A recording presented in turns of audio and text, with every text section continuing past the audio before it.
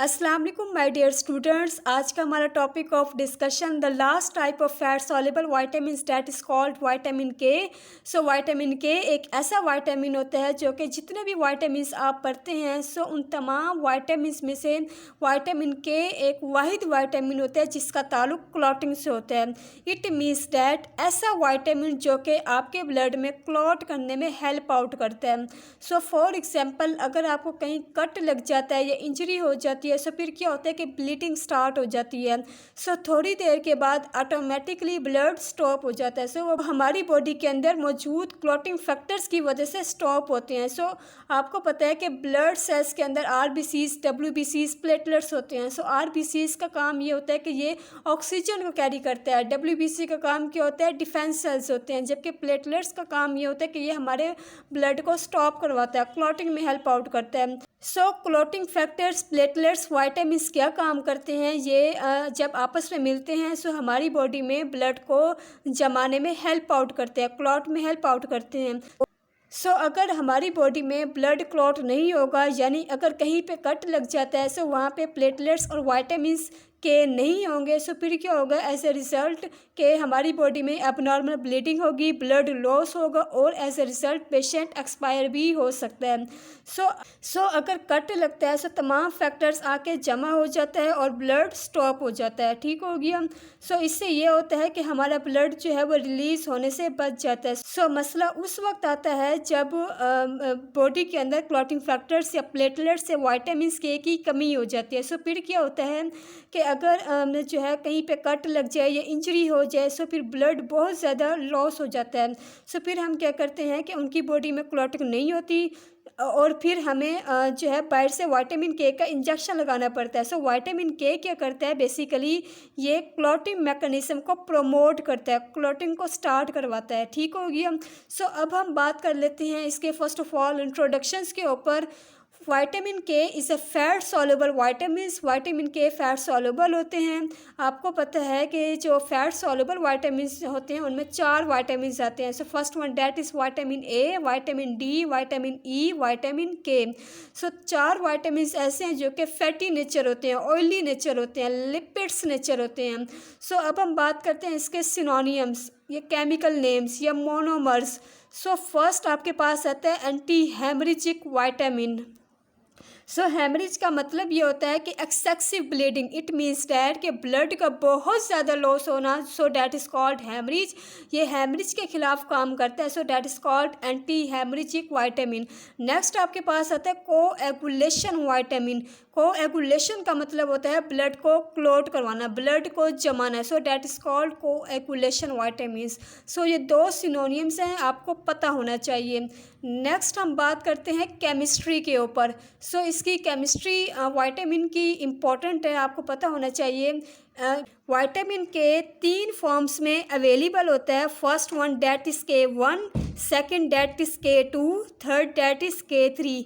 K1 किस शक्ल में होता है, K2 किस शक्ल में होता है और K3 किस शक्ल में होता है। K1 का जो केमिकल नेम होता है डैट इज़ कॉल्ड फाइलोक्विनोन। ये बेसिकली आप कहाँ से लेते हैं, ये आप प्लांट से लेते हैं। जो फलीदार पौधा होता है उन्हें आप अल्फाल्फा प्लांट्स कहते हैं। प्लांट से विटामिन के को निकाला जाता है और इंजेक्शन बनाकर मार्केट में सेल करते हैं। नेक्स्ट आपने बताना है K2 का जो केमिकल नेम होता है डैट इज़ कॉल्ड मेनाक्विनोन। ये बेसिकली आप कहाँ से लेते हैं, बैक्टीरिया से लेते हैं। That is called normal flora. Normal flora क्या चीज़ होता है, नॉर्मल फ्लोरा ऐसे माइक्रो ऑर्गेनिजम्स होते हैं जो कि हमारी बॉडी के अंदर बचपनी तौर पर प्रेजेंट होते हैं, नेचुरली तौर पर ये हमारी बॉडी में अवेलेबल होते हैं। ये क्या करते हैं, बेसिकली हमारी बॉडी से न्यूट्रिशन लेते हैं, खुराक लेते हैं, एनर्जी लेते हैं, सर्वाइव करते हैं हमारी बॉडी के अंदर और बदले में क्या करते हैं, ये हमें नुकसान से बचाते हैं। इट मीन्स हमें प्रोटेक्शन देते हैं, इन्फेक्शन से बचाते हैं। सिमिलरली आपके स्मॉल इंटेस्टीन के अंदर भी एक बैक्टीरिया होता है that is called E coli. Similarly आपके वजाइना के अंदर एक बैक्टीरिया होता है डैट इज़ कॉल्ड लैक्टोबैसिली। ये भी ऐसा नॉर्मल फ्लोरा काम करता है। नेक्स्ट आपके पास आता है K3 K3 का जो केमिकल नेम होता है डैट इज़ कॉल्ड मेनाडायोन। ये बेसिकली एक सिंथेटिक प्रोडक्ट होता है और ये कन्वर्ट होता है K1 और K2 के अंदर जब बॉडी में इंटर होता है। सो इनमें से जो K1 विटामिन है वो सबसे ज़्यादा यूज़ होता है।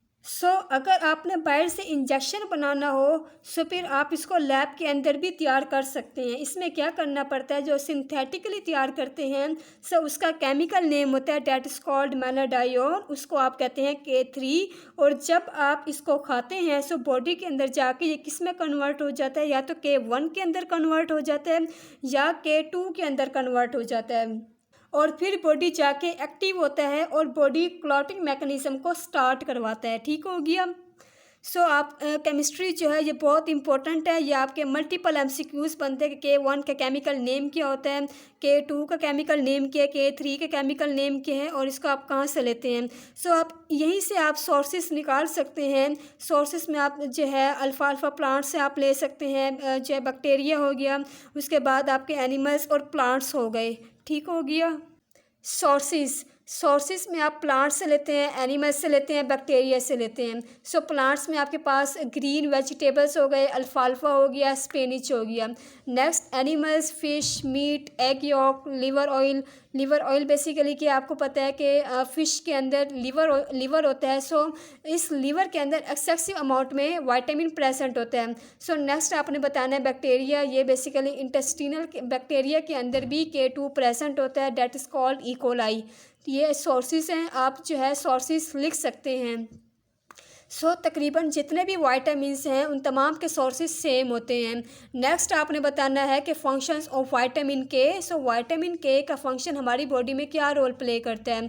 Formation of blood clotting factors, ये क्या करता है कि हमारे जो ब्लड है, ब्लड को क्लॉट करवाने में हेल्प आउट करता है। आपको पता है हमारी बॉडी के अंदर कितने क्लॉटिंग फैक्टर्स होते हैं, 13 क्लॉटिंग फैक्टर्स होते हैं। उन 13 क्लॉटिंग फैक्टर्स में से 4 फैक्टर्स ऐसे हैं जो कि विटामिन के बनाता है। वो कौन कौन से फैक्टर्स हैं। फैक्टर नंबर जो है 2, factor number 7, factor number 9, factor number 10। आपने हमेशा इसको रोमन वर्डिंग में लिखनी होती है। जो है आपने इसको 1, 2, 3, 4 इस तरह नहीं लिखना होता है, नहीं तो आपका गलत हो जाएगा। जब भी क्लॉटिंग फैक्टर्स आप लिखोगे आपने रोमन वर्डिंग में लिखनी होती है। There are total 13 clotting factors in body. हमारी बॉडी के अंदर 13 क्लॉटिंग फैक्टर्स होते हैं। ये क्या करता है बेसिकली, जो क्लॉटिंग फैक्टर्स हैं कौन कौन से जो है नंबर आपके पास आता है 2, 7, 9, 10, ये बेसिकली विटामिन के बनाता है। ठीक हो गया। नेक्स्ट आपने बताना है फॉर्मेशन ऑफ थ्रोम्बिन। थ्रोम्बिन की फॉर्मेशन कैसे होते हैं। हमारी बॉडी के अंदर क्लॉटिंग प्रोटीन्स होती हैं। फैक्टर्स अलग चीज़ है और प्रोटीन अलग चीज़ है। फैक्टर्स क्या है, क्लॉटिंग करवाते हैं, जबकि प्रोटीन्स आपके पास प्रोथ्रोम्बिन, थ्रोम्बिन, पहले प्रोथ्रोम्बिन बनती है, फिर प्रोथ्रोम्बिन कन्वर्ट होती है थ्रोम्बिन के अंदर, देन जाके हमारे ब्लड को क्लॉटिंग करवाता है। Thrombin is a clotting protein. Thrombin एक क्लॉटिंग प्रोटीन होती है। विटामिन के help in synthesis of thrombin in the body. Vitamin के बेसिकली क्या करता है, हमारी बॉडी में थ्रोम्बिन की सिंथेसिस को प्रमोट करता है। नेक्स्ट आपने बताना है रेस्पायरेशन। अगर आप ये ना भी लिखें तो भी इशू नहीं है, इसकी इतनी इंपॉर्टेंस नहीं है। ये 2 फंक्शंस ऐसे हैं जो कि बहुत इंपॉर्टेंट हैं। It also helps in normal respiratory mechanisms. ये क्या करता है बेसिकली, नॉर्मल रेस्पायरेटरी मैकेनिज़्म में हेल्प आउट करता है। नेक्स्ट आपने बतानी होती है इसकी डेफिशिएंसी। जो भी हमने फंक्शंस को डिस्कस किए हैं उन्हीं फंक्शंस को आप जो है उलट करके आप डेफिशिएंसी लिख सकते हैं। इसमें डिफरेंट टर्मिनोलॉजीज़ यूज़ हो रही हैं। First one that is hypoprothrombinemia. Hypo का मतलब होता है कम, प्रोथ्रोम्बिनीमिया का मतलब होता है clotting factors. It means that कि हमारी बॉडी में क्लॉटिंग फैक्टर्स की कमी हो रही है। आपको इतना तो पता चल गया है कि अगर बॉडी में क्लॉटिंग फैक्टर्स की कमी हो जाए फिर क्या होता है कि ब्लड लॉस हो जाता है, ब्लीडिंग ज़्यादा हो जाती है। Increase bleeding.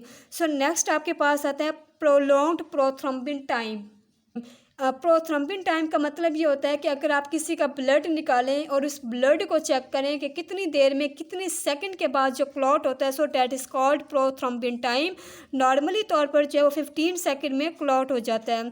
अगर जो है बॉडी में क्लॉटिंग फैक्टर्स की कमी होती है, सो फिर क्या होता है कि प्रोलॉन्ग्ड होता है, अप टू 30 सेकंड होता है। ये आपसे MCQs और वाइवे में पूछ लेते हैं, जो कि अक्सर स्टूडेंट्स गलत करते हैं। नॉर्मली तौर पर 15 सेकंड होते हैं। अब नॉर्मल में अगर देखा जाए अप टू 30 सेकंड्स तक ये हो सकता है। अब बॉडी के अंदर जितनी ज़्यादा क्लॉटिंग प्रोटीन्स होगी, आपका ब्लड उतना जल्दी क्लॉट होगा। जब फॉर एग्जांपल अब एक बंदा है, सो उसकी बॉडी के अंदर क्लॉटिंग प्रोटीन्स कम हो गए हैं, सो ऐसे बंदे में ब्लड देर से क्लॉट होगा। उसका जो क्लॉटिंग फैक्टर्स हैं या प्रोथ्रम्बिन टाइम है, सो क्या होगा, वो इंक्रीज़ हो जाएगा, यानी देर से बॉडी के अंदर क्लॉट होगा। सो आप कह सकते हैं that is called prolonged prothrombin time. It means के बढ़ जाना।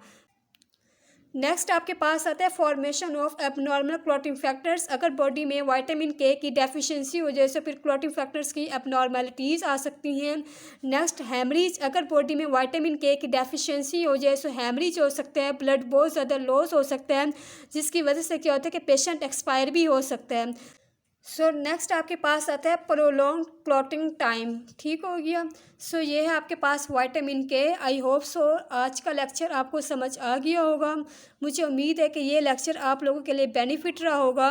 अगर इससे रिलेटेड कोई क्वेश्चन है, वो आप क्वेश्चन कर सकते हैं। नेक्स्ट इंशाल्लाह हम वाटर सॉल्युबल विटामिन्स को डिस्कस करेंगे। अगर आपको वीडियो पसंद आती है, वीडियो अच्छी लगती है, so please like and share this video and subscribe my channel. Thank you so much. अल्लाह हाफिज़।